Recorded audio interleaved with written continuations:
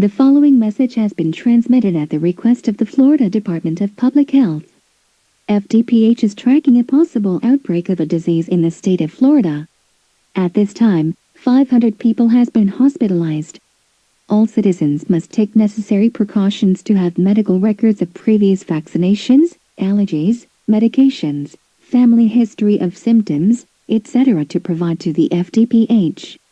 This disease is spreading out quickly by an unknown individual and civil authorities and FDPH is investigating at this time.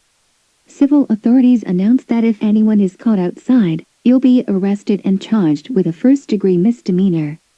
At this time, all citizens must remain indoors until further notice and Governor Rick Scott has ordered to close the state of Florida until further notice.